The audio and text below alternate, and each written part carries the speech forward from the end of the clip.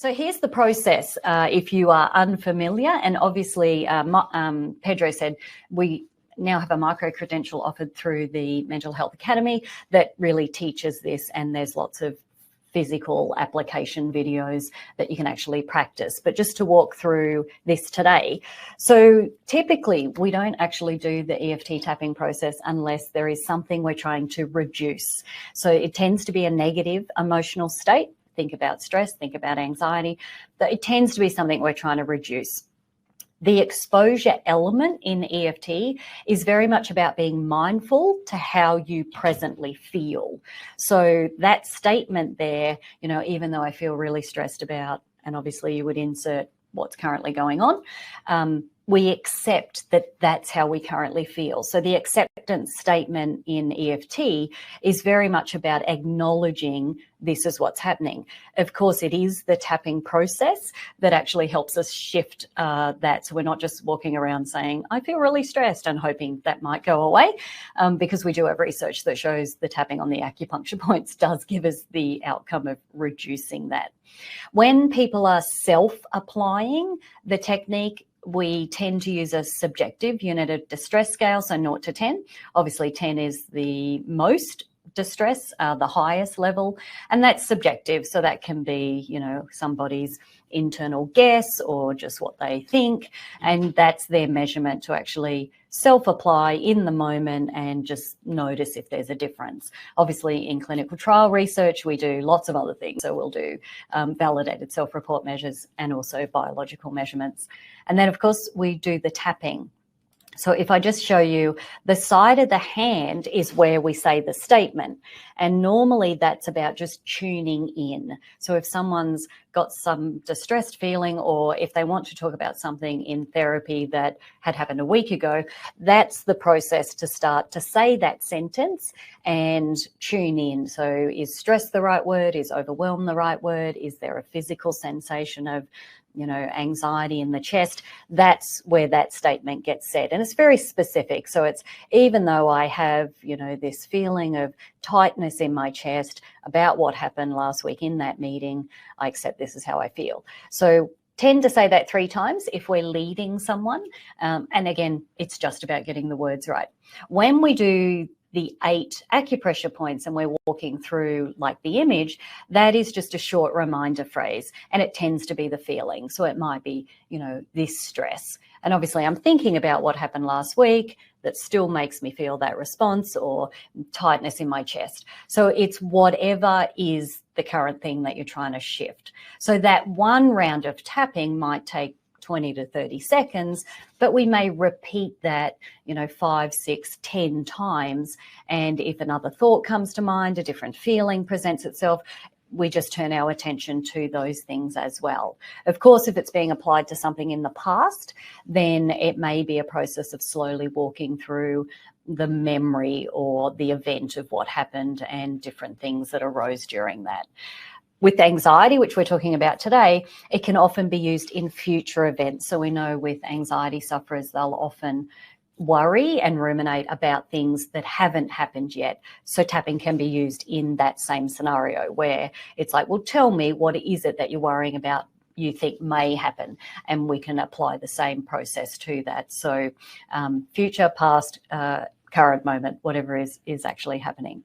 So the basic recipe, just in summary then, is obviously we tap when we have something we want to shift. That's the problem. We rate it out of 10 if we're just doing it ourselves. We do the setup statement, tune ourselves into what is happening. We tap on the 8 points as we say the short reminder phrase. We might check in every round, and we just keep tapping until we notice a shift, a difference. Something else comes to mind, we run out of time. It may be that it represents a 1 or a 0 out of 10, but it might just be that someone goes, I feel more contained now. I feel like I'm back in my window of tolerance, and that's okay. They move on with their day. So talking about it from a self-applied point of view, and lots of research now emerging, and we're currently in the middle of a primary school trial. So we have little grade 1s doing tapping every day for the whole of term 4. So even children as young as 5 years old can actually do their tapping.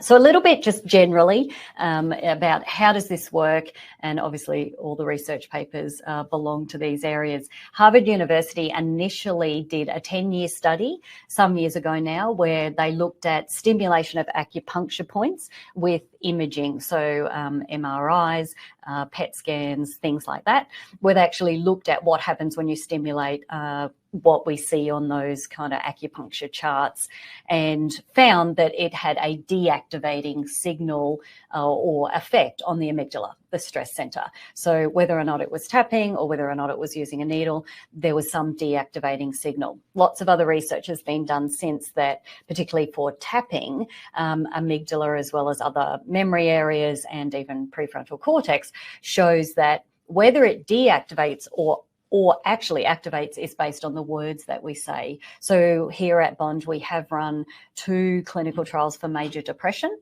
And in those cases, if we're trying to increase energy or increase motivation, we may actually see an increase of activity sometimes in the amygdala, but that's kind of appropriate because we're trying to move them from too much parasympathetic up into sympathetic activity. So it just depends on what we're focused on.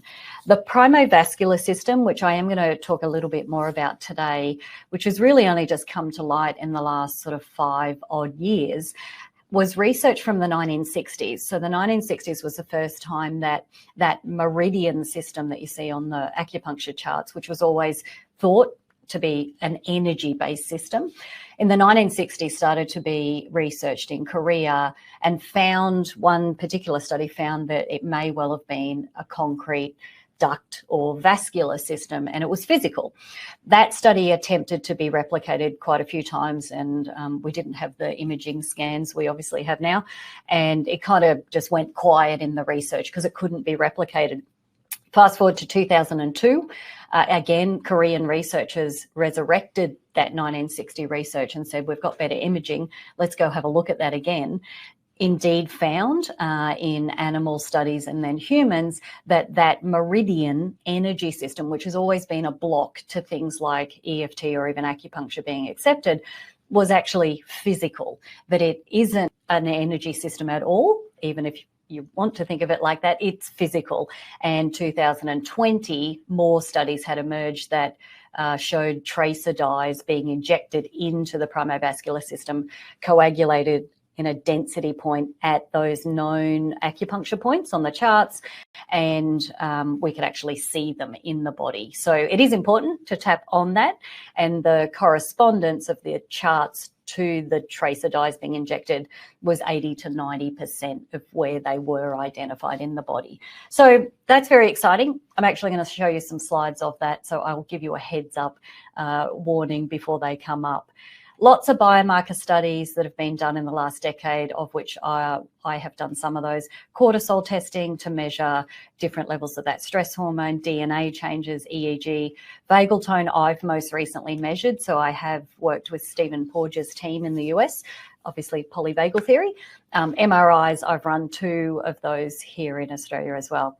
So it is about, let's reduce the stress, activity in the brain with whatever's going on.